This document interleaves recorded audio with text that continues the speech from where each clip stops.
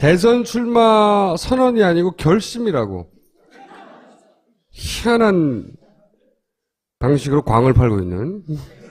그리고 기초단체장으로서는 헌정사상 최초로 대선 후보군의 반열에 오른.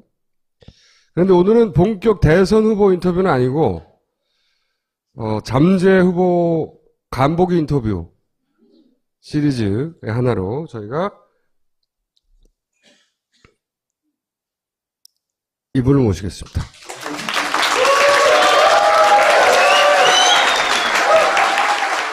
이게 이제 포털에 제가 이제 모시려고 검색을 요새 무슨 뉴스가 뜨다 해서 봤는데 이게 그 프로필 사진에 있어요. 지나치게 인지한 모습. 대단히 자기적이고.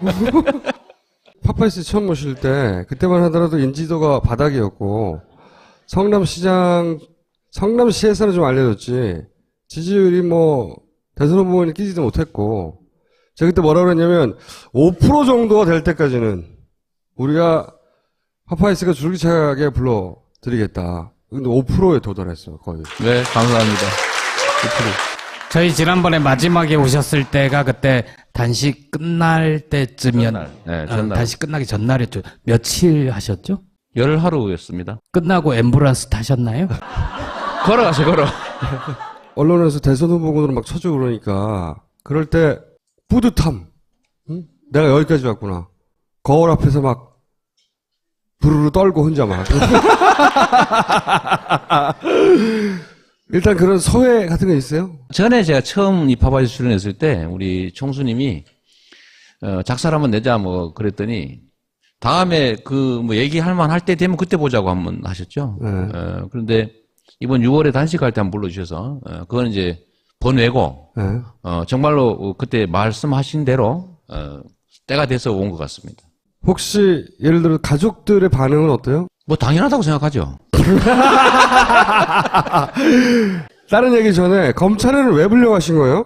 우리 김재동 씨가 역시 저와 똑같은 코스로 고소를 당했던데요. 네. 근데 고발당한 거죠. 그러니까 이름도 잘 알려지지 않은 보수단체가 예. 뭐 그러는 거죠. 그분이 저도 고소했던 것 같아요. 아, 근데 제가 그렇게 될 걸로 예상했거든요. 분명히 누군가가 제3자가 고발할 거다. 원래 그 명예훼손은 당사자 아니면 고발을 안 받아줬거든요, 전에는. 예. 그때 다 각하했죠. 저 수사 안 함. 당사자도 아닌 게 무슨 남의 일이 네가 나서냐. 그거 정상이잖아요, 그죠? 근데 최근에는 이제 검찰이 다른 사람이, 저 사람이 김어준 총수의 명예를 훼손했네? 그래서 내가 대신 막 본인이 가만히 있는데 고발해줘도 막 조사하고 그러더라고요. 제가 그런 걸로 고소를 다 당한 거죠. 왜 위안부 소녀상 같은 데 가가지고 장갑 주고, 그래서, 위안부 합의를 한 박근혜 대통령을 모욕하냐. 그래서 박근혜의 명예를 훼손했다. 뭐, 박근혜 대통령이 가만히 있는데. 또 뭐 이런 것도 있어요. 정종섭 장관이 그때 총선 나갈 때 트위터로 뭐 홍보를 한 게 좀 있어요. 근데 저는 트위터 많이 했다고 지금 선관위에서 수사 의뢰 당했잖아요. 그래서 그때 그런 말을 제가 한번 했죠. 정종섭도 수사해라. 이렇게 말했는데 그 말뜻이 정종섭도 잘못했고 나도 잘못했고 이런 뜻이겠어요? 그 사람이 괜찮은 것처럼 나도 괜찮은 거다. 이 말을 역설적으로 표현했는데 정종섭의 명예를 훼손했다. 그다음에 선거법에 위반해서 이제 선거운동에 불이익을 줬다. 뭐 이런 거하고 이런 것도 있어요. 교과서 국정화 그때 논쟁이 있을 때 정부에서 현재 교과서가 그 주체 사상을 가르치고 있다 이런 만화 만들어서 뿌렸잖아요. 그래서 제가 그걸 보고 그러면 정부가 검증을 했는데 그게 주체 사상을 가르쳤으면 그럼 정부가 종북이네. 그러면 교육부 장관하고 박근혜를 종북 빨갱이로 처벌해라. 이렇게 말했거든요. 그게 박근혜의 명예를 훼손했다 이거예요. 황무여 장관의 명예를 훼손했다. 뭐 그것도 있고. 그래서 전체 몇 건이에요? 다 그게 개별 10건. 10건. 지금도 계속 추가 접수 중이야. 제가 예를 들면 좀 아픈 얘기를 많이 하잖아요. 총풍 사건 얘기도 했거든요. 저보고 뭐 종북 빨갱이라고 그러길래 내가 종북이면 진짜 북한에 돈 주면서 총 쏴달라고 그런 그 사람들은 진짜 반역자도 아니고 종북이도 아니고 뭐냐. 그 사람부터 처벌해라. 라고 한 게 국정원, 당시에 안기부의 명예를 훼손했다. 이렇게 고소했어요. 근데 문제는 이런 황당한 고발을 이유로 소환한다는 거지. 명색이 변호사인데. 저도 사법시험 합격한 변호사거든요. 또 뭐 어떤 거는 제가 선거 때 왜 트위터를 정치 트윗을 했냐? 그러면 이 트위터를 보는 사람들이 예를 들면 한나라당 180석 예상 이런 기사를 제가 트윗하면 그럼 민주당 지지자들이 아이고 큰일 났네. 그러면서 이재명 때문에 막 찍지 않겠냐. 그럼 민주당을 위한 선거운동 아니냐. 이런 걸 고소를 한 거예요. 그래서 사실은 선관위에서도 맨날 보고 있는 건데 이거 아무 문제 없다고 다 넘어간 거예요. 근데 그걸 민간인이 누가 고발했다고 뭐 제가 뭐 대단한 사람은 아니지만 그 공직자인데 100만 명을 대표하는 공직자인데 불러다가 바빠 죽겠는데 조사하고 그래서 제가 가면서 그랬죠. 내가 협조 차원에서 가주는데 단 내가 원하는 날에 간다. 두 번째 전심은 나와서 먹는다. 세 번째 6시에 퇴근한다. 한꺼번에 8건 다 조사한다. 그렇게 했죠. 그래서 가서 제가 3시간 만에 끝내고 나왔어요. 아니, 그러니까 건이 안 되는 걸 알면서 일부러 그렇게 하는 이유는 뭐라고 스스로 판단하십니까? 자기들은 건이 된대요. 그 중에 하나는 진짜 기소하려고 그러는 것 같습니다. 하나 정도는. 그게 뭐냐면, 어떤 사람이, 광화문에 노는 사람 중에 한 분이에요. 김모 씨라고. 저를 북한의 사이버 전사 200명으로부터 선거 운동 지원을 받았다고 썼어요, 트위터에. 그래서, 아니, 뭐 이런 이상한 사람이 있나? 근데 내가 그 사람을 잘 모르니까. 이 사람이 이렇게 주장을 한다. 허위 사실이다. 이 사람 좀 찾아주세요. 그리고 제가 공개 수배 이렇게 썼어요. 그런데 이게 명예훼손이다 이거예요. 범법자 취급했다. 아, 그런 거죠. 예. 한겨레 신문도 같이 고소당한 거 있어. 그래요? 저하고 같이 공범 관계. 그 내용이 뭐냐면, 제가 그 사람 고소했잖아요. 난 그런 일이 없다. 그래서 검찰이 무혐의했어요. 괜찮다. 제가 법원에다 재정 신청했죠. 법원이 명백히 유죄가 인정되므로 기소. 결정을 해가 지금 재판에 넘어가 있어요. 근데 그 사람이 나를 그렇게 허위 사실이라고 한 게 허위 사실이다 이거예요. 그래서 아니 그런 게 어딨냐. 그 무고다. 난 북한 사이버 부대 지원받은 일 없다. 그랬더니 공개 수배라는 표현을 해서 그 사람의 한 거를 알렸기 때문에 명예훼손이다 이거예요. 지금 기소하려고 그러더라고. 그래서 지금 기다려보는 중이에요. 아니, 근데 왜 그런다고 보세요, 왜 말도 안 되는 건들 이렇게 탁탁탁 붙여가지고. 아, 근데 효과가 있어요. 제가 이거 누를 때 자꾸 나 자기 검열을 해. 이거 괜찮나? 아니, 내가 맹색이 20년 경력의 변호사인데, 20년, 30년 가까이 된 변호사인데도, 그리고 나름대로 또, 그래도 뭐 나름의 권한도 있고 지위도 있잖아요. 그런데도 고소를 막 10건씩 나오고 그러니까, 야, 이거 뒤태다 혹시 고발당하지 않을까? 이런 걱정이 들면서 자기 검열을 시작하는 거예요. 그 트위터 활동을 위축시키려고? 제가 트위터 양이 요새 줄었어요. 아, 진짜로. 아니, 그 이유만으로 그거 할까요? 한번 뭐 저는 그런 것도 있는 것 같아요. 보통 검찰의 포토라인 소환돼서 포토라인에 서서 사진을 찍히면 이미지가 확 나빠지죠. 보수 진영에 나이 많으신 분들은 지금 얘기한 내용으로 불려나가는지 어떻게 알아요? 그걸 노렸던 것 같은데 제가 또 그런다고 당하는 사람이 아니잖아요. 제가 또 이러고 갔잖아요. 이러고 안녕하세요. 저 잘못한 거 없거든요. 이런 거 부르면 안 됩니다. 저 6시 되면 나와버릴 거예요. 저는 이게 이재명 시장을 도와주고 있다. 별로 하는 일도 없는데 자꾸 화면에 나오게 해가지고. 맞아요. 안 써주잖아요. 우리 추석 때, 그래도 제가 갤럽 조사상으로 6위, 5위, 6위 뭐, 리얼미터는 5위 이러는데도 저를 절대 메이저 언론에서 안 써주죠. 여론조사에도 안 넣어줘요. 빼버리더라고. 저도 뭐 넣어주라 이럴 수도 없고. 제가 일부러 이걸 뽑았는데 이게 네. 무슨 얘기입니까? 네. 검찰 수사하면서 유일하게 보도된 거는 이거예요. 두려움과의 전쟁을 시작하겠다. 네. 무슨 뜻인지 모르겠어요. 이게 무슨 말이에요? 그러니까 국민들 내에 여러 가지 두려움이 있어요. 전 제일 큰 두려움이 우리가 국민들이 현재 이 정치 체제로부터 엄청난 피해를 받고 있는데 다수 대중들이 원래 민주주의 원래에 의하면 1인 1표니까 원래 다수가 피해를 보고 있으면 그 상황을 바꾸려는 노력을 합쳐지면 이기는 거잖아요. 그 바뀌어져야 정상 아닙니까? 근데 왜 안 될까? 무력감이에요. 내가 한 표만 열심히 해서 될까? 그래서 다 포기하죠. 이거는 우리의 상황을 바꿔야 되지만 과연 우리가 바꿀 수 있을까? 이런 두려움이 있는 거죠. 못한다. 나 혼자 고립되어 있다는 두려움. 우리의 미래에 대한 두려움. 권력에 대들었다가 피해보지 않을까 하는 두려움. 뭐 이런 두려움들이 저는 우리의 제일 중요한 문제라고 생각하고요. 이 두려움이라고 하는 거를 깨자. 그러니까 예를 들면 종북으로 몰리지 않을까. 복지 정책하면 포퓰리스트로 몰리지 않을까. 정의를 공평을 얘기하면 빨갱이로 몰리지 않을까. 국가의 문제에 대해서 지적하면 검찰이나 경찰한테 보복당하지 않을까. 세무조사 당하지 않을까. 이런 두려움이 있잖아요. 이 두려움을 저는 돌파해야 된다고 우리가. 그래서 저는 언제나 뭐 돌파하고 왔는데 사실은 뭐 문제가 생기면 피하지 않고 내가 뭘 잘못했는데 이렇게 정면 돌파하고 남들이 보면 저 미쳤다 저 드디어 죽는구나 이렇게 생각했지만 저는 그것도 포연 속에 살아남아서 덩치가 한 번씩 더 커지죠 이렇게. 근데 이 검찰에 출석하는 문제도 제가 피해서 막 구차하게 변명하면서 가는 게 아니라 깨자. 제가 며칠 있다 사드 대책위 초청으로 김천하고 성주를 가기로 했거든요. 저도 고민을 많이 했는데 뭐 시장이 뭐 그것까지 가냐 이럴 가능성이 있잖아요. 근데 안 하니까 저라도 가자. 그때 되게 외로워들 하더라고요. 저한테 쪽지가 엄청 와요. 제가 아시다시피 트위터, 페이스북을 미친 듯이 하고 있잖아요. 알긴 아는구나 스스로. 거의 뭐 미친 듯이 하죠. 그러니까 시정을 하는 데는 지장이 없을 정도로 하십니까? 다 해야죠. 그러니까 둘 다 하는 거죠. 둘 다 하는데 뭐 제가 굳이 그 얘기하면 성남에 뭘 못하고 있는지 지적해봐라 이렇게 얘기하죠. 뭘 못하고 있냐. 다 하고 있어요. 쪽지도 많이 날라오고 하는데 그들이 겪는 그 고통, 외로움 너무 가슴 아파서 정치적 타격은 분명히 있을 거예요. 이제 종북 빨갱이로 몰겠죠. 그죠?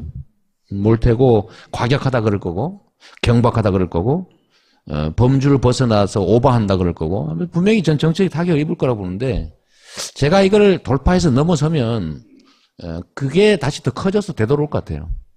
그런 거죠. 모든 영역에서 뭐 존재하는 두려움. 사실은 우리가 상대와 싸운다고 생각하지만 사실은 상대와 싸우지 않아요. 그건 헛개비예요. 근데 진짜는 우리들과 싸우는 거죠. 우리 내부와. 이길 수 없을 거다. 다 포기하잖아요. 본인 지지율이 한 4% 5% 올라가기 시작하면 종교 영역으로 들어가는 것 같아요.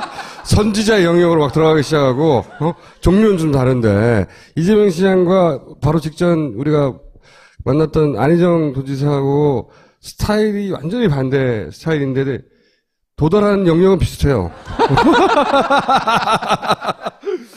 이 스타일로 여기까지 왔어요. 남들은 피할 때 들이받고 막 소리 지르고 막 페이스북 미친 듯이 하고 막 이걸로 5%는 왔어요. 나머지 45%까지 어떻게 가요 이걸로? 45% 갈 필요 없어요. 정확하게는 26% 가면 되는 거죠.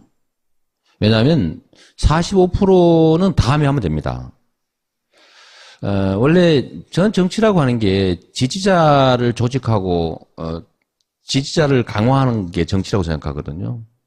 우리가 50% 저쪽 상대방 사실 50%도 아니죠. 뭐 한 30%는 관심 없으니까 35% 저쪽 36 우리 34 뭐 이럴 수도 있는 거고 35라면 18만 하면 되는 거죠.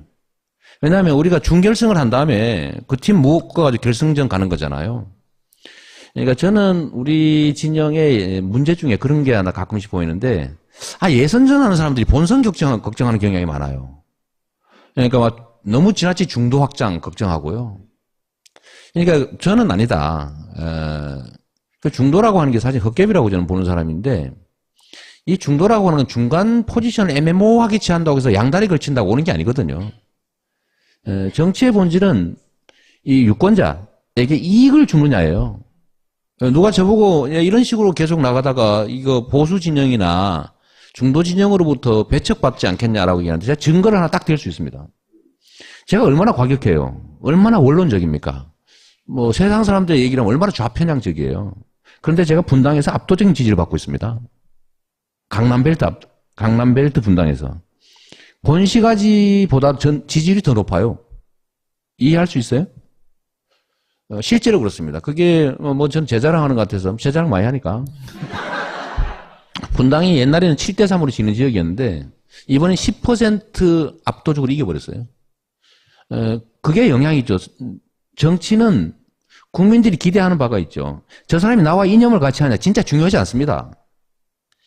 특히 요즘처럼 저성장 사회에서 기회가 적을 때는 사람들의 소비 패턴이 되게 실사구시적이 된다고요. 정치 소비도 마찬가지로 실제로 나한테 득이 되냐를 아주 세밀하게 따지기 시작하는데 이익이 되면 좌우 상관없어요.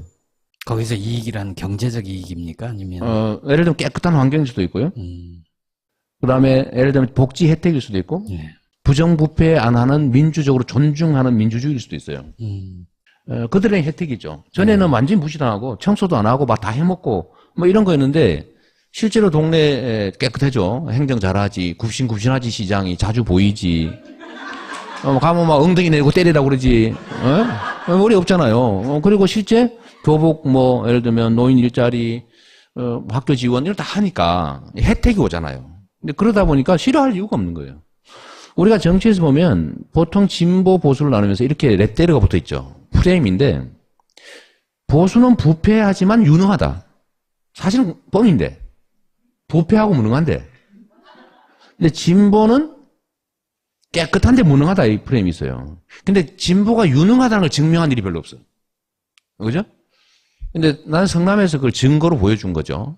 증거로 보여주니까 이분들은 인정을 하는 거예요. 그래서 얘기를 좀 되돌아가면 중도라고 하는 건 없는 건데 예를 들면 우리가 진보의 가치라고 하는 게 지금보다는 좀 더 나은 세상을 위한 지향이나 노력을 말하는 거잖아요. 근데 빈말 뻥이 아니고 진짜 새로운 정책, 좋은 정책을 만들어서 진짜로 집행함으로써 나한테 이익이 오더라는 걸 보여주면 아, 저 사람들한테 맡기면 진짜 나한테 혜택이 있겠구나 라고 믿어지면은 그 중간에 어정쩡하고 뭐 이쪽도 좋고 저쪽도 좋고 하는 사람들은요 자기한테 이익되는 쪽으로 움직입니다. 그 사람들의 말을 들어주거나 아니면 그 사람들의 입장과 동일한 포지션을 취한다고 해서 지지하지 않는다는 거예요. 이익이 된다는 확신을 주는 순간에 지지하죠. 처음부터 그러지는 않았잖아요. 그러니까 네. 성남 정도 사이즈에서는 오랜 시간 본인을 입증해서 여기까지 도달했는데 성남시는 구석구석 직접 갈 수도 있고 근데 이제 대한민국 사이즈 정도 되면 직접 다 만날 수가 없잖아요. 그러면 본인이 그렇다는 걸 언론의 도움을 받거나 혹은 미친 듯이 하는 SNS를 통해서 이제 확대하고 포장해서 퍼뜨려야 되는데 네. 성남 사이즈처럼 해서 전국을 똑같이 이렇게 만들 수는 없단 말이죠. 모두를 설득해서. 네. 종편이든 주류 악성 언론들한테 제가 엄청난 공격을 당했잖아요. 원래 죽었어야죠. 죽었어야 되는데 요즘 세상이 바뀐 거죠. 네트워크가 발달하다 보니까요. 저는 언론에 보도되는 것보다도 이 부산에 지진 났다. 야, 큰일 났다. 빨리 어떻게 해라. 이게 더 빨리 퍼지는 세상이에요. 언론 보도보다도. 국민 안전처보다 훨씬 빨라. 그죠? 속보보다 훨씬 빠릅니다. 그야말로 거의 전격적이라고 할 만큼 빠르게 정보가 유통되죠. 예. 그러니까 지금 전혀 예상하지 못했던 새로운 세상이 있어요. 그게 이제 네트워크이죠. 거미줄처럼 만들어진 네트워크. 언론보다도 더 빠르고, 더 광범하고, 더 낮게 깔려있는. 이게 저는 국민들이 요즘 겪는 그 어려움, 예를 들어 이 불평등함, 이 부정의, 이 차별, 이 억울함, 이런 것들을 해소해야 되겠다는 열망은 점점 커지고 있어요.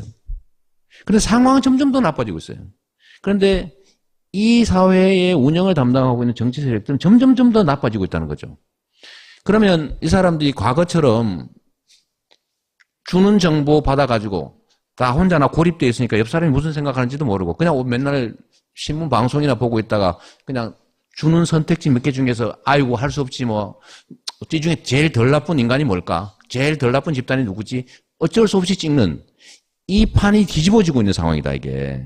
그 힘인데 예를 들어서 그 힘이 이제 역으로 작용할 수도 있거든요. 최근에 예를 들면 뭐 무슨 그 당을 탈당했네, 뭐 동교동계가 지원하고 있네, 노무현을 배신한 과거가 있네, 뭐 이런 공격을 받아요. 최근에 인터넷에서. 그런데 생각해 보면 그렇게 파워풀한 걸 저쪽도 쓸 수 있거든요. 그리고 개인이 사실관계를 판단할 수 없을 정도로 애매모호한 것도 있을 수 있단 말이죠. 네트워크가 자기한테 꼭 유리하게 작용하지는 않는다.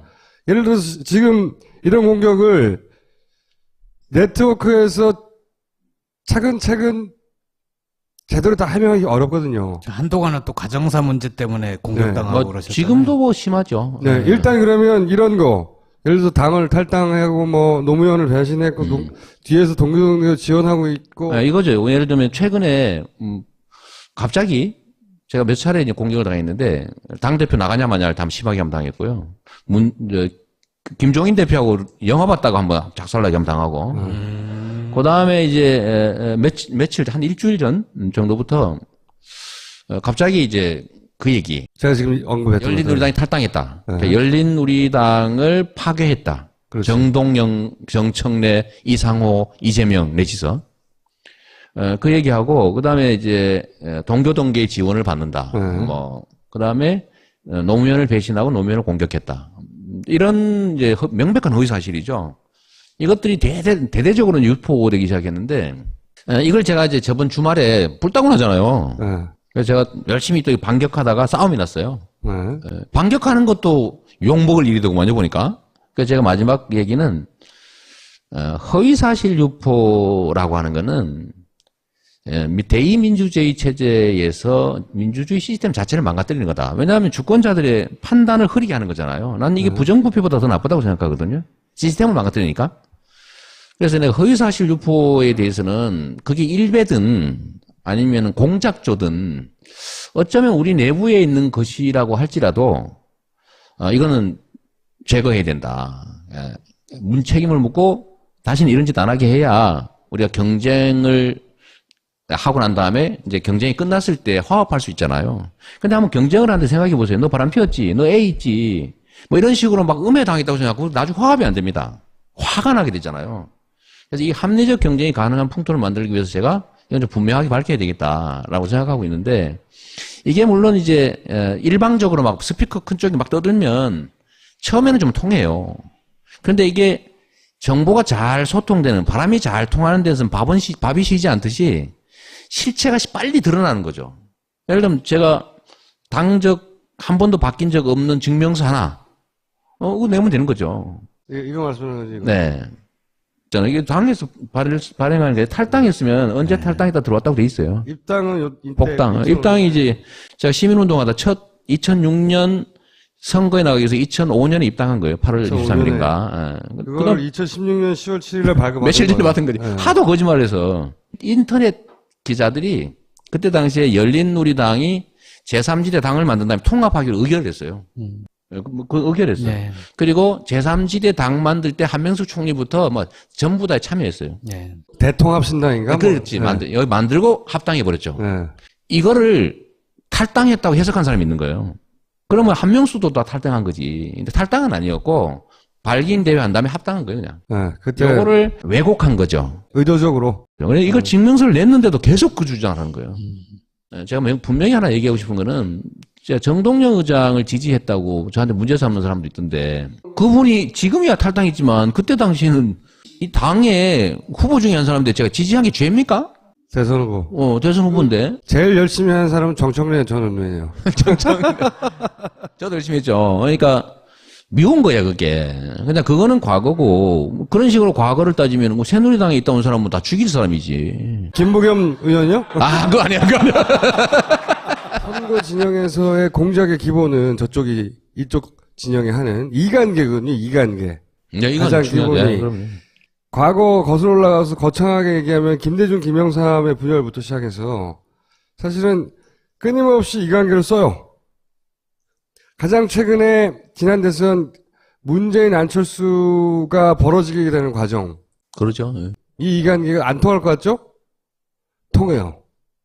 사람은 감정의 동물이라 이게 공작이야. 이건 알바야. 하면서도 화납니다. 하면서도 화가 나고 그리고 거기에 휩쓸린 진짜 또 지지자도 있거든요. 그럼요. 그러면서 갈라지기 시작하면 제일 처음에는 온라인상에서 분명히 이관계로 시작된 건데 그러면 그 지지자들이 좀 붙기 시작해요. 전선이 벌어져. 그런 다음에 예를 들어서 그 후보자의 주변 인물들이 거기에 자꾸 빨려 들어가요. 마지막에는 왜냐하면 자기 주변 사람들이 그렇게 되면 당사자는 자기를 지지하고 지탱하는 주변 사람들을 대변해줘야 되기도 하고 그리고 자기가 어느 순간 감정이 상해요. 네. 아무리 아니라고 생각하려고 해도 이성적으로 이게 다 네트워크로 일어나는 거란 말이죠. 맞습니다. 그러니까 말씀하시는 게 네트워크 힘만 있는 게 아니라 이제는 훨씬 더 쉽고 조직적이고 보이지 않고 대규모로 다구리를 붙어가지고 지금 이재명을 여기까지 밀어올린 네트워크를 이용해서 이재명을 이 분쇄시킬 수 있는 죽일 거거든요. 수 있는 거죠. 네. 그런데 이럴 때 중요한 게요. 저는 사필 기정이라는 거거든요. 세상을 믿어야 된다.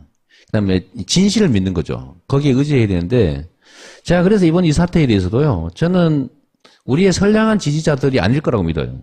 그래서 제가 다 골라낼 거예요, 내가. 어떻게 골라내냐? 잘 걸렸어, 아주. 제가 원래 일베 많이 잡았잖아요. 일베를 많이 잡아서 일베들이 저를 요새 욕을 잘 안 합니다. 그게 너무 안에서 문제야. 원래 막 공격을 해줘야 우리 존재가 인정이 되는데 너무 많이 잡았나 봐. 요것도 저는 아까 말씀하셨던 이관계. 진영의 네. 분열을 노린 이관계라고 보기 때문에 제가 그중에 심한 사람들 다 골라가지고 지금 다 체크하고 있거든요. 소송. 우리 전담팀 있잖아, 전담팀. 전담 변호사팀 있단 말이에요. 그래가지고 민사소송, 형사고발, 고소 다 할 거예요. 그래서 딱 골라낼 거예요. 그래서 앞으로도 허위사실을 유포하는 거예요. 욕하는 건 상관없다. 욕하는 건 용서가 됩니다. 근데 사실이 아닌 걸로 사람을 모함을 하잖아요. 이건 나중에 화합이 안 됩니다. 이제 이거를 사전에 예방하기 위해서 정치적으로는 좀 손실이 오겠죠, 그죠? 야, 역시 저 가벼워. 좀 깎겠지만 싸움닭이라 그러고. 근데 아직 5%니까 10% 되기 전에 지금 내가 확 한번 정리를 한번 해버려야 돼. 예, 아니, 그러려고 근데 합니다. 그게 구별이 갑니까? 네? 그런 분들의 특징 중에 하나는 나는 야권 지지자다. 나는 혹은 문재인 지지자인데 공격한다거나 나는 누구 지지자인데 이 사람 공격 이렇게 하거든요. 뭐 이재명이가 뭐 전과가 있다. 뭐 전과 있는 건 사실이니까 그런 얘기해도 상관없다. 예? 상관없는데 없는 사실. 없는 사실을 얘기하는 거는 비록 진짜 난 아니라고 믿지만 네. 진짜 우리 내부 지지자라고 해도 거기는 제재해야 됩니다. 왜냐하면 우리를 망쳐요. 그러니까 제가 이 도움이 얘기를 들은 얘기는 대응을 듣고자 한다기보다는 대응 잘 하시겠죠. 이때까지 했듯이 때려잡고 하겠는데 물론 거기도 문제는 있어요. 점점점 이제 지지율 올라갈수록 더 많이 붙고 더 많은 에너지를 뺏기게 되겠죠. 실제 일을 하는 것보다 정신 에너지도 많이 소모하고 제 말은 본인을 지탱하는 그 네트워크의 힘이 꼭 본인한테 도움이 되도록 갈지만 않을 수 있는데 그거 외에 도대체 인지도나 할머니 할아버지 몰라요 아직. 또 조직력이나 다 떨어지잖아요. 어떻게 그걸 돌파하냐. 지금까지 정치는요. 조직, 세력으로 하는 거예요. 인지도로. 그런데 이런 방식으로 지금까지 해왔던 전통적 방식의 정치 행태로 그 여의도를 중심으로 네 편 내 편 하고 그 판 많은 사람이 1등 먹고 그 선택지를 국민들한테 줘서 억지로 선택하게 하는 방식으로 진짜 우리나라의 새로운 출발이 가능할까요? 저는 불가능하다고 봐요. 지금 기득권들은 훨씬 더 강고해졌고 우리의 이 전열은 흐트러져 있어요. 야권도 분열돼 있잖아요. 국민들은 준비돼 있는데 국민들을 대표한다는 정치권은 국민들의 의지를 전혀 반영하지 못하고 있다고요. 국민들은 되게 답답하죠. 거기 돌파구를 만들어서 국민들이 원하는 국민의 에너지를 진짜 확 한 바꿔야 되겠다. 우리가 이길 수 있어. 이번에는 정말 우리가 힘내서 뭉치면은 판 바꿀 수 있어. 라고 해서 국민들이 중심이 돼서 뭔가 선택을 했을 때 그때 비로소 저는 우리가 원하는 권력 교체 또는 국가 권력 정상화 이게 가능하고 그런 에너지가 밑받침이 돼야 비로소 개혁 입법 한 개라도 통과시킬 수가 있다. 지금 그냥 어쩌다 대통령 바뀌었다고 쳐요. 지금 국회에서 기득권자들 재벌의 이익을 제한하는 입법 한 개라도 할 수 있습니까 지금? 못해요. 그러니까 저는 첫 번째는 국가 권력 정상화, 소위 정권 교체를 포함해서 정치 교체. 뭐 정상화 이런 표현 안 썼어요. 왜 그러냐면 제가 정권 교체 자꾸 얘기하면 저 정치 중립 의무 위반이라고 비난하기 때문에 그런 거예요. 하여튼 정권 교체 새로운 질서를 만들려면 국민적 에너지가 있어야 일단 가능하고 두 번째는 그게 비파심돼야 진짜 권력이 바뀌어도 새로운 뭔가를 할 수 있다. 조금이라도. 하는데 그 당사자가 본인이 되기 위해서 수단이 뭐가 있냐 이거죠. 인터넷 그러니까 말고. 좀 얘기 좀 들어봐요. 그러니까 저는 그래서 새로운 길로 가려고 하는 거죠. 여의도에 제가 아는 국회의원, 지역위원장 우리 편 많이 만드는 일 제가 거기에서 1등 할 수 있겠습니까? 전혀 불가능하죠. 그래서 저는 조직이 아니라 네트워크로 간다. 국민들의 네트워크로. 두 번째는 세력, 정치 세력이 아니라 메시지로 간다. 우리가 뭘 주장하고 뭘 할 수 있는지를 알려주고 공감을 얻는 과정을. 근데 이 메시지의 핵심이 뭐냐면요. 제가 이 싱크탱크하고 관계된 얘기인데 우리가 분명하게 한번 얘기를 하면요. 우리가 방법이 없어 못했어요? 좋은 정책안이 없어가지고 못했어요? 세고 셌어요. 제가 그렇게 얘기하잖아요. 정책은 박근혜 거 뺏기면 된다고. 다 뺏겨놨어, 좋은 거는. 왜? 지킬 의사가 없었기 때문에. 그거 뺏기면 돼, 그냥. 문제는 그 정책을 과연 행할 수 있을까? 이거는 믿음이거든요. 그러면 이 믿음이 말 잘한다고 믿음이 생깁니까? 정치는 다 기본적으로 거짓말이었잖아요. 누구 어떤 대통령이 이렇게 말했어. 선거 때는 무슨 말을 못하나. 어떤 분은 이렇게 말했죠. 지킬 수 없는 공약을 지키려고 하는 건 나쁜 짓이다. 이렇게 말했어요. 그런 공약 왜 하는데 도대체? 이게 정치는 다 거짓말하는 거. 그러니까 국민들이 안 믿잖아요.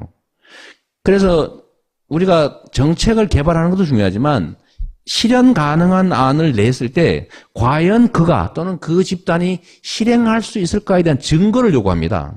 믿을 수 있냐. 저는 예를 들면 아주 고관 대작을 지내고 스펙이 화려하고 이런 분들 지금 유명하고 그러니까 지지율 높고 그러잖아요. 나 이거 허상이라고 보는 거예요. 왜냐하면 반기문 말씀하시는 겁니까?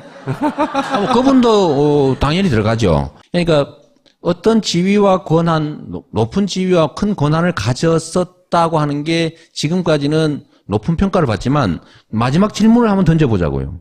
그 지위와 권한을 가지고 과연 뭘 했습니까? 나는 지위와 권한이 정말로 미천합니다. 조그만합니다. 그러나 나는 그 작은 커터칼 정도의 수준의 작은 권력을 가지고 남들이 예상하지 못한 만큼의 나름 빚갚고 새로운 복지 제시하고 누군가는 농담으로 거짓말로 했던 증세 없는 복지를 진짜 하잖아요. 그 증거를 제가 보여주는 거죠. 제가 공약 이행률 관리를 정말 열심히 하거든요. 제가 첫 임기 끝날 때 공약 이행률이 96%입니다. 제가 혼자 한 게 아니고 매니페스토 본부에서 평가한 거예요. 1등. 지금도 1등입니다. 나는 이런 업적이 있다, 이런. 아니, 증거를 보여주는 거죠. 업적이 아니라, 저 사람은 말을 하면 지키는구나. 네. 그래서 제가 일배를 잡을 때도 끝까지 잡는 거예요. 왜? 믿음을 주기 위해서죠. 말하면 반드시 해, 나는. 걸리면 죽습니다. 절대 중간에 그만두는 거 없어요. 네. 그러니까, 그래서 대중들이, 국민들이 볼 때, 정치란 다 거짓말쟁이들인데 그 중에 거짓말 하지 않고 진짜로 말한 걸 할 수 있다고 믿어지면 저는 그리로 몰린다고 보는 거예요. 그 믿음이 제가 5%까지 왔다고 보는 거고요. 대선 국면이 벌어지면 전국이 하나의 선거구입니다. 전국이 하나의 선거구. 그 기껏해야 후보군이라고 하는 데가 10대 명도 안 돼요. 그 온 국민들이 그걸 지켜보기 시작합니다. 그럼 인지도는 순식간에 올라갑니다. 인지도는. 지금이야 여론조사에도 안 내주고 일부러 보도에도 싹 빼고 이러지만 제가 좀 그래서 좀 더 일찍 선언을 하려고 그래. 못 빼게. 지금은 그러면은 더불어민주당의 대선 후보 경선에 참여할 결심을 했다. 그렇죠. 난 결혼선언 날짜는 안 잡았는데 사랑한다고 말하고 있는 거지 지금 막. 보통은 출마 선언을 하는데 결심 선언을 했어요. 말도 안 되는. 선언은 아니고 결심 물어보길래 말을 했죠. 결심했다. 나 결혼하기로 했다. 근데 선언을 한 건데 어쨌든 대선에 나오겠다는 거죠. 지금은 결심을 한 거니까. 아니 결심했고요. 이제 저는 다른 사람들보다 괜히 사양하는 척하고 저는 이런 거 안 합니다. 지난번에 대표 경선에 참여하겠다, 검토하겠다 이러다 안 하셨잖아요. 검토만 했지. 예. 그때도 사랑하는 척 했잖아요. 그거는 이제 대시를 해보려고 마음을 먹었던 거지. 이번은 그때와는 좀 다르죠. 다르다. 저는 이제 그 결정을 했고요. 예. 공식 선언이라고 하는 건 국민들의 선을 보이는 건데 그게 언제 하실 겁니까? 비전이라고 하는 것도 명확하게 제시해야죠. 예를 들면 이렇게 나는 이 나라를 만들겠습니다. 그냥 말로 선언합니다 한다고 되는 겁니까? 그거 아니고 정확하게 이 나라를 이렇게 나는 만들어가고 싶습니다를 보여드려야죠. 지금 사실 여기 쭉 오셨던 박원순, 김부겸, 안희정 그리고 이재명 도지사까지 아직 선언을 안 했어요. 아무도. 방금 이재명 도지사라고. 이미 본인의 마음에 이미 도지사급 올라간 거야. 그러니까 도지사나 해라 이거죠. 저런 식으로 오리발을. 반기문 본격 시작되면 떨어집니까? 올라갑니까? 떨어지게 돼 있죠, 당연히. 왜? 무지개 같은 거예요. 너무 아름답죠. 정말로 대한민국을 대표하는 유엔 사무총장인데 지금 멋있지 않습니까? 근데 막상 보세요. 그분이 아까 말씀드린 딱 그 점이에요. 국민들은 이제는요, 옛날처럼 고도성장기에는 기회가 많기 때문에 선택의 여지가 많아요. 그때는 멋있는 거 선택합니다.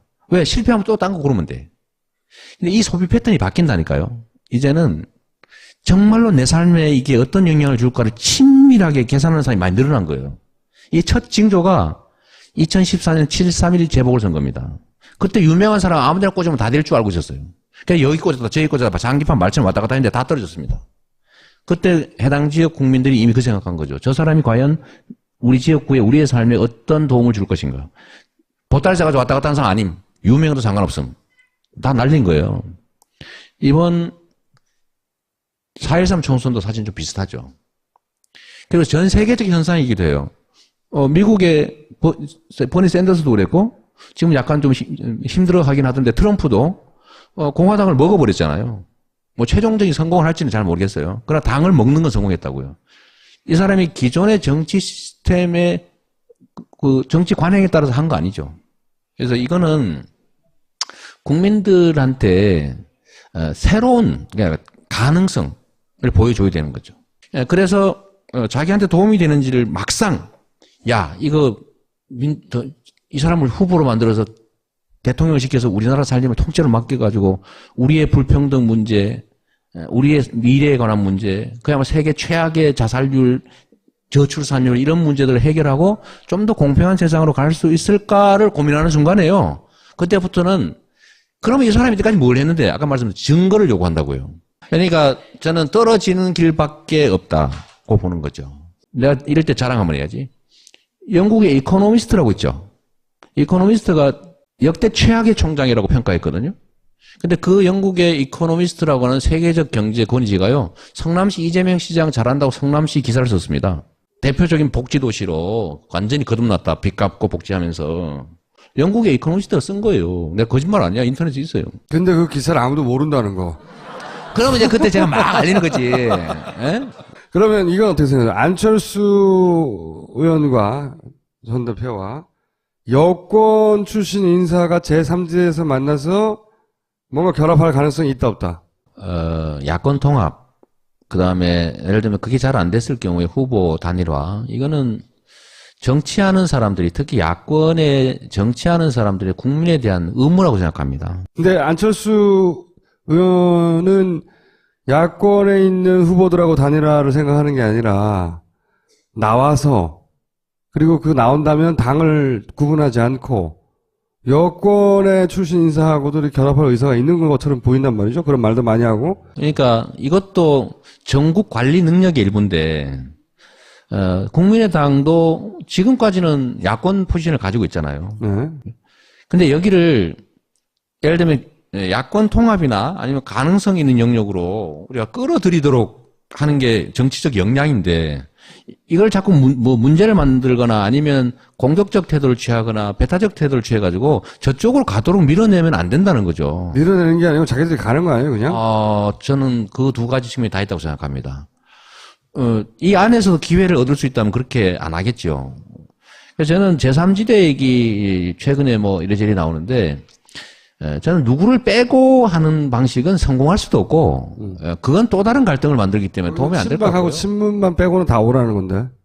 이재명 시장도 포함되는 거죠. 예를 들면 저는 제3지대를 한다면 뭐 박쪽은 빼고 그건 원래 그게 뭐 안 되지 그건 콩가루지 그게 그거 안 되고 그건 빼고 그러나 야권 새로운 변화를 지향한다는 쪽은 니는 빼고 뭐 누구는 들어오고 이런 식이 아니라 다 포괄할 수 있다면 제3지대에 다시 뭉치는 것도 좋은 방법이라고 생각해요. 가능할지는 잘 모르겠지만. 야권이 통합하는 하나의 방안으로 생각하시는 거고, 근데 제3지대를 얘기하는 사람들은 그게 아니라 민주당은 빼고, 그 다음에 한나라당도 빼고, 나머지 후보들이 모여가지고 자기들이 제3지대를 만나자는 거잖아요. 그 성격이 완전히 다르잖아요, 지금 말씀하신 거. 그렇게 하는 게 현실적으로 가능하겠어요? 한들 뭐 얼마나 큰 파급이 있겠습니까? 김종인 전 대표는 그거 가능하다고 생각하고 지금. 가능하다고 하니까 뭐 준비하는 분들이 있죠. 기대하는 사람도 있고. 김종인 대표하고는 특별히 친해요? 그냥 당대표 하셨으니까. 네. 뭐 그 정도? 뭔가 밀접하게 둘이 둘이서 무슨 꿍꿍이가 있다든가 그런 거 없어요? 뭐 그분이 저한테 관심을 가져주니까 저는 고마운 일인데 뭐 특별히 사적 관계가 있지는 않습니다. 아, 추파를 그쪽에서 던지는 쪽에. 주파는 아니고 네. 그러니까 그분이 이제 뭐 안희정 지사 또 뭐 다음에 이제 만나러 다니셨잖아요. 네. 그 중에 저를 하나 끼워주신 거죠. 본인은 그러면 김종인 대표한테 큰 관심 없어요? 지금은 저는요, 이 개혁 진영, 그러니까, 우리 핵심 지지층들을 이렇게 결합하고, 결속하는 게 주된 일이라고 보기 때문에, 현재 상태로 거기다가 무슨, 뭐 확장한다고 이것저것 섞어 놓으면요, 이 죽도 밥도 안 됩니다. 관심은 고마우나 나는 관심 없다, 크게. 나중에는 관심을 가져야죠. 나중에. 제가 앞으로는 잘 안 튈 거예요. 그냥 안 튀어도 보눈에 띄어, 이제는. 전 믿지 않아요. 약간 다른 방식으로 하긴 하겠지. 소처럼 하진 않겠죠. 네. 그러나, 행동도 이제 좀 바꾸고, 행동도 좀 점잖게 이렇게 바꾸시려고 그래요? 소위 이제 5% 정도의 지지를 받는 상태의 내 포지션, 행태, 행동 양식하고 10%, 7% 이렇게 됐을 때하고는 또 다른 거죠. 지금 기존에 이제 야권의 후보들이 있잖아요. 네. 그리고 그 후보들 대부분은 지금은 엇비슷해진 사람도 있고, 넘어설까 말까 하는 사람도 있지만, 본인보다 다 그 지지율이 높았던 사람들이란 말이죠. 네. 그러니까 문재인, 박원순, 뭐, 안희정, 김부겸 의원도 이제 거론되고, 이런 양반으로는 안 된다고 보니까 본인이 나간 거잖아요. 그죠? 그건 좀 분명하게 할 필요가 있는데, 그분들로는 안 된다가 아니고요. 판을 키워야 된다, 첫째는. 판이요? 판을 키워야 되는 거죠. 그리고 정치는 1인 플레이 시대가 아닙니다, 이제는. 예를 들면 전에는 특정 정치 지도자가 막 수하들을 쫙 이끌고 국민들을 동원해서 뭔가를 했다면, 지금은 세상이 바뀌었어요. 지금 세상이 바뀌어서 집단 게임의 시대로 온 거죠. 예를 들면 제가 못 가진 거를 누군가 갖고, 내가 부족한 걸 이분이 채우고, 근데 여기서 내가 제일 큰 중간이 될지 옆이 될지는 좀 놔둬야 되는 거죠. 저는 우리가 이기는 게 중요하지, 진영이 이기는 게 중요하지, 전쟁이 이기는 게 중요하지, 누가 MVP가 되느냐는 다음 문제라고 생각해요. 그러면 본인의 역할도, 물론 내가 결과적으로 최종적인 대선 후보가 더민주 대선 후보가 되면 좋지만, 그렇지 않더라도 내가 충분히 판을 키우는데 역할이 있고, 그 정도로도 만족한다. 아, 그걸 왜 만족하겠어요? 만족하지 않지만 그렇다면 그런 대로 또 역할을 하겠다. 내가 1등을 할 수 없다면 하지 않겠다. 그건 정치가 아니죠. 1등을 하기 위해서 총력을 다할 거예요. 그리고 1등을 하기 위해서 뛰는 과정에서 우리의 정책을 알리고 또 우리의 저변이 넓어지고 그리고 나중에 하나로 뭉쳤을 때 우리 진영이 커지겠죠. 그럼 이기는데 기여하는 거잖아요. 그 중에서 그러면 누가 1등으로 MVP가 될 거냐는 국민이 선택하는 거죠. 근데 저는 그 측면에서는 최하 아무리 못해도 우리의 저변을 넓히고 국민의 지지를 확장하고 그 다음에 우리가 서로 부족한 부분들 이런 것들을 채워서 우리 진영이 이기는데 도움되는 건 분명하다. 첫째. 두 번째로 저는 이 변화된 정치 환경 속에서 그냥 정치권이 기존의 방식대로 이합 집산을 통해서 국민들한테 던져주는 그야말로 지도자, 어쩌면 나쁘게 얘기하면 지배자적 행태를 취해왔는데 국민들이 식상해 하잖아요. 내가 나라의 주인인데 내 의지가 정치에 반영이 돼야 되는데 맨날 그냥 거수기로 이거 투표나 하는 대상으로 전락한 거 화나고 있거든요. 근데 이걸 묶어서 우리와 함께하는 우리와 함께 뛰어주는 나의 동지 또는 나의 머슴, 나의 대리인을 누군가 확인하면 저는 그쪽에 표를 안 줄 이유가 없다고 보는 겁니다. 그리고 이런 방식이 아니면 우리가 정말 새로운 변화를 만들 수 없다고 믿기 때문에 저는 지금 난 확신해요. 아무도 제가 5% 올 거라고 생각하지 않았어요. 하다못해 작년에 1%, 2% 갤럽 올라갈 때도 이상한 현상, 이변이라고 그랬다고요. 그래서 제가 참고로 얘기하면 제가 별명이 이변입니다. 이변. 1등을 안 하더라도 버니 샌더스가 실패했습니까? 1등을 안 하는 건 아니고 1등은 못 하더라도. 못 하는 거죠. 예. 그러니까 제가 하기 싫어서 하는 거지. 버니 샌더스가 실패했냐 아니죠. 버니 샌더스의 정책이 미국 민주당에 고스란히 다 반영됐죠. 그 역할도 큰 거죠. 정치는 최종 결론만이 중요한 게 아니라 그 과정 자체도 매우 의미 있는 거예요. 그럼 야권에서는 누가 제일 문재인 대표를 넘어야죠. 일단 네. 넘을 전략이 있습니까? 정치는 국민이 하는 겁니다. 지금은 강물 위에 배들이 떠서 자기들끼리 편을 막 가르고 있어요. 니 배 맞니, 내 배 맞니, 니 편 맞니, 내 편 맞니. 그런데 어느 순간에 강물이 뒤집어질 수가 있습니다. 이거 아니야. 강물이 뒤집어지는 날 배들은 의미가 없어요. 그게 원래 역사가 그래 왔던 거예요. 한 번도 안 그랬던 때가 없습니다. 예측을 언제나 벗어났죠. 큰 변화는 그 체제를 담당하고 있는 사람들의 예측을 언제나 벗어나는 거예요. 저는 내년이 그럴 때라고 보는 거죠. 저는 시작한 지 1년도 안 된 사람이에요. 그리고 미관 말직에 거의 속하는 정치권에서 보면 저 변방의 그냥 하찮은 원님 정도에 불과하다고요. 그런데 5년을 한양 도성안에서 다니셨던 그 엄청난 대신들, 그 대신들 지지율의 3분의 1이면 또는 그걸 넘어서면 사실은 특별한 의미가 있지 않습니까?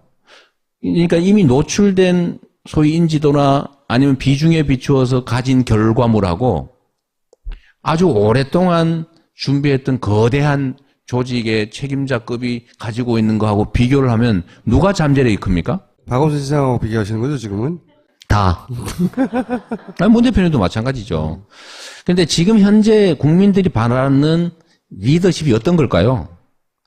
청산과 새 출발을 바랍니다. 분명해요, 그거는. 지금 이 체제 그대로 유지되는 게 아니라 이 답답한 상황을 좀 정리하고 70년 동안 쌓여왔던 이 적폐들이 좀 정리가 좀 되고 그냥 좀 우리 자식들도 기회도 좀 갖고 열심히 일하면 나한테도 기회가 있구나, 우리 애들한테도 기회가 있구나 믿어지는 사회를 만들고 싶다고요. 전혀 그렇지 못하잖아요. 청산과 새 출발을 바라는데 그 청산과 새 출발에는 엄청난 에너지가 필요하고 리더십의 종류가 돌파형 리더십이 필요합니다. 관리형이 아니라 평상시에 잘 관리해서 태평성대를 만들 리더십이 아니라 뭔가 이 암울한 이 상황을 그냥 좀 깨고 새롭게 뭔가를 만들 수 있는 사람을 원하는데 세종형이냐 태종형이냐 돌파형 리더십이냐 관리형 리더십이냐 봤을 때 저는 제가 그 점을 끊임없이 국민들한테 보여주려고 하는 거죠. 나는 돌파할 겁니다. 내가 가진 무기는 권한은 요만큼 있지만 이렇게 돌파해 왔습니다. 나한테 주어진 권한이 이렇게 크면은 그 이상 돌파를 보여주겠습니다. 네 말을 어떻게 믿냐? 제가 성남시 살림 맡아서 빚 갚고 복지 확대하고 정말로 용기를 갖고 정부와 싸워서 관철하고 있습니다. 보여주고 있잖아요. 저는 정책이 없거나 아니면 우리가 뭘 몰라서 못하는 게 아니라 저는 확신해요. 용기와 결단입니다. 우리가 권한을 가졌을 때 용기를 갖고 현재 있는 여러 장애들을 뛰어넘어서 뭔가 새롭게 만드는 것들을 우리가 보여줘야 되는데 지금 여소야대 됐지만 바뀐 게 뭐가 있어요? 만약에 본인이 당대표였으면은 이때까지 지나왔던 혹은 당대표, 원내대표 명칭을 뭐라 부르든 간에 당의 대주주였다면 지금 더민주가 했던 것과는 다르게 뭘 어떻게 했을 것 같으세요? 총선이 끝나면서 몇 개 쓴 게 있어요. 13개. 딱 하나만 예를 들어서 쉽게 설명해 주세요. 나는 이렇게 했습니다. 테러 방지법 폐지 법안 내야죠. 세월호 특별법 특검법안 연장법안 이거 당연히 직권상정해서 밀어붙여야죠. 누구는 테러 방지법도 국가 비상사태라고 해서 두드려 통과시켰는데 국민의 생명과 안전이 관계된 세월호 문제나 백남기 문제를 왜 특검을 직권상정 못합니까? 국민의 입장에서 얼마나 답답하겠어요. 전에는 숫자 부족해서 못한다고 해서 그렇구나. 다수에서 밀리니 갈 수 없지. 다수 됐잖아요. 우리는 왜 규칙을 열심히 지키는 거예요? 저들은 끊임없이 규칙을 파괴하고 규칙조차도 완전 무시하고 불법을 자행하기도 하는데 국민의 생명과 안전을 지키는 게 국가의 제일 의무인데 수백 명이 죽었는데 왜 죽었는지 이유를 몰라요. 그리고 그 억울한 사람들 시체팔이라고 비난해요. 근데 조사를 정부가 방해해요. 7시간 동안 뭐 했냐. 제가 비난하려고 하는 소리가 아니라 성남시의 환풍구 사고라고 해서 16명이 죽었는데 저보고 공동주체했다고 몰아가지고 저를 책임을 물으려고 얼마나 노력했습니까? 저 공동주체 아니에요. 그거 주장한 2대1 소송이 아니라 1,500만 원 배상 판결 받았는데 대법원까지. 제가 얼마 전에 마지막 남은 부상자 한 명까지 다 책임져 줬습니다. 57시간 만에 다 합의시키고 다 장례 재날짜 치렀거든요. 왜 그렇게 못하는 거예요? 그러니까 이런 답답한 점들을 국민들은 진짜 말이 아니라 막 정책을 우아하게 멋있게 공정성장이나 포용성장이나 소득주도 성장이나 국민성장이나 내용을 들여다보면 똑같아요. 자원과 기회를 공평하게 나눠서 개인들에게도 희망을 주고 그 자원과 기회가 효율성을 발휘할 수 있게 해야 경제가 다시 살아난다. 요 얘기를 이름만 바꿔서 똑같이 하고 있는 겁니다. 방법은 다 나와 있어요. 우리 사회의 제일 심각한 문제는 불평등 문제다. 부정의 문제다. 불합리 문제다. 그 다음에 이 기득권 세력들의 그 불합리한 포갑이 문제다. 다 답은, 원인은 나와 있고 답도 나와 있어요. 기득권을 엄청난 에너지를 들여서 제약해야 된다. 나쁜 짓 하면 혼나고 착한 짓 하면은 칭찬받고 기여한 만큼 돌려받을 수 있는 사회가 돼야 된다. 답은 그거예요. 재벌들이 당선을 꼭 맡고 싶은 후보가 될 거라. 그걸 국민들은 이겨낼 거라니까요. 그 이겨내지 못한 이유는 재벌들은 소수예요. 투표권으로 따지면 몇 명이나 되는데 중소기업들이 대기업에 엄청나게 피해를 입고 있잖아요. 착취당하고 있잖아. 중소기업 사장들은 현 체제를 좋아하는 것 같습니까? 아니에요. 재벌 집단 과다 지배를 막고 해체한 수준의 5%면 5% 권리만 행사해야지 100% 행사하는 게 어디 있습니까? 대기업 재벌 집단들의 중소기업 착취를 막고 그 다음에 우리가 이 IMF 이후부터는요 성장분의 성장 몫을 다 기업 몫이 차지하고 노동은 똑같아. 상대적으로 노동 몫이 줄어들고 있단 말이에요. 늘어나는 걸 다 차지하고 있는데 이걸 고쳐서 노동소득 분배를 늘려야 된다. 이거 다 답 나온 거예요. 그렇게 하면은 국민들 주머니가 두둑해지니까 유효 수요가 생기고 그걸 통해서 경제가 활성화된다. 다 아는 건데 문제는 그걸 연구를 못해가지고 몰라서 못합니까? 문제는 용기예요.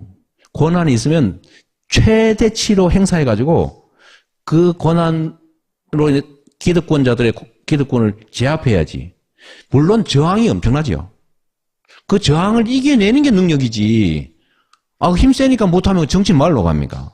경선을 하고 나서 승자에게 제대로 승복하지 못하고 아까 표현으로 하면 MVP가 결정이 됐어요. 그런데 다 마음속으로 흔쾌히 승복하지 못하고 잘 돕지 못해. 그래서 경선이 끝나고 나서 뿔뿔이 흩어지고 그러죠. 자기 당의 대통령 후보를 비난하거나 뭐 경선에 부정이 있었다고 문제 삼거나 이런 일이 늘상 있어 왔단 말이에요. 이런 참 악의적 공격도 있었는데 이재명이가 맨날 경선 룰 바꿔달라고 투정 부린다. 경선 룰은 아직 만들어지지도 않았는데. 그래서 제가 그 얘기도 한번 했는데 경선 룰은 이제 후보 간 협의와 이제 당의 결정에 의해서 정해질 텐데 저는 국민들이 최대한 많이 참여하는 방식의 경선이 돼야 되고 2012년 정도에 했던 정도 그 정도 방식들이라면 저는 결과가 어떻게 되든 간에 저는 후보 진영들이 특별히 불만 갖지 않을 것 같아요. 네. 그리고 지금은 그때처럼 글쎄 뭐 끝나고 난 다음에 너 안 도와줘 뭐 싫어 너 뭐 이러지는 않을 것 같은데요. 15% 되고 20%도 30% 40% 되는 거는 게임의 규모도 달라지고 양상도 달라지고 상대해야 되는 사람들의 성격도 다르잖아요. 지금은 열성적인 사람들 코아들을 설득하는 작업이었다면 그거는 아직 없는 것 같다. 혹은 아직은 나도 안 해봐서 잘 모른다. 이게 솔직한 거 아닙니까? 저는 그 기존에 했던 정치 길을 가지 않으려고 하거든요. 그러니까 정치인끼리의 이합 집산. 그 길로 가지 않는다. 예를 들면 정치라고 하는 게 있지 않습니까? 5천만 명이 하는 게 아니거든요. 국민들 속에도 깨어서 행동하는 소수가 끌어가는 거예요. 우리 야권 진영도 마찬가지입니다. 그래서 제가 목표가 뭐냐면 1%를 조직하는 거예요. 지지는 뭐 5%든 10%든 하겠지만 지지하는 사람은 그냥 전화 올려면 눌러주고 투표하면 할 사람이지만 내가 이걸 만들어야지 라고 손가락이라도 쓰고 주변에 야 이거 좀 봐라 라고 뭐 정보도 전달하고 할 사람 1%면 50만 명이거든요. 우리나라를 50만 명이 지배하고 있잖아요. 1%가 지배하고 있다면 사실상. 근데 우리가 남아있는 99%가 다 단결해야 된다는 불가능해요.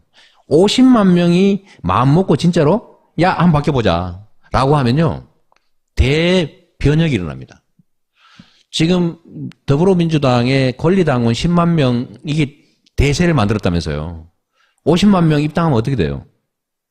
세상이 바뀌는 거예요. 대통령 박근혜 씨 탄핵 문제에 대해서 어떻게 생각하십니까? 갑자기 그 얘기 왜 하세요? 최순실 문제를 비롯해서 국정농단 사례들이 마구 튀어나오고 있잖아요. 고소고발 잘 되겠는데 이거? 트위터나 페이스북이나 뭐 카카오 스토리 이런 걸로 워낙 이제 교통을 많이 하니까 소통을 많이 하니까 왜 민주당은 탄핵 발의 안 하냐. 네. 그리고 뭐 왜 이재명 시장은 가만히 있냐 심지어. 제가 국회의원인 줄 아는 사람도 꽤 많아요. 국회의원 겸하고인 줄 아는 사람도 많아. 근데 이게 얼마나 좀 무망하냐 말이에요. 이제 화나니까 탄핵했으면 좋겠지만 국회에서 의결될 가능성 제로. 거기다 영향을 소진할 수는 없어요. 그러면 이게 헌법재판소에 뭐 가결됐다 통과되냐? 제로. 현실성이 없잖아요. 하고 싶다. 그건 동의해요. 네. 저도 했으면 좋겠어요. 특히 이 대북 문제 있잖아요. 어떻게 나라를 이렇게 위험하게 만듭니까? 지금 잘못하면 이게 무슨 뭐 공평이고 균형이고 정의고 하기 전에 그릇이 통째로 엎어지게 생겼어요. 잘못하면. 이런 위기를 느끼게 만드니까 사실은 지도자로서 자격은 이미 상실했다고 보이긴 하죠. 근데 지금 그렇다고 해서 이거를 문제 제기하고 뭐 대안을 내고 또 국민들의 힘을 에너지를 모아서 이걸 좀 제지하고 좀 막도록 해야지 실현 불가능한 탄핵 얘기만 하면 뭐 기분이대로 좋을까? 나중에 대도 않는 거 했다고 성질내면 나겠지? 이런 브랜드로 나는 대선에 임할 것이다. 그런 거 하나 던져주시고 이제 정말로 선언을 하시면 그때는 공약도 들고 오고 막 해가지고 해야 될 거 아닙니까? 브랜드니까 짧게. 네, 짧게 해주세요. 짧게. 불평등 해소, 공평한 기회, 그게 가능한 새 출발을 해야 된다.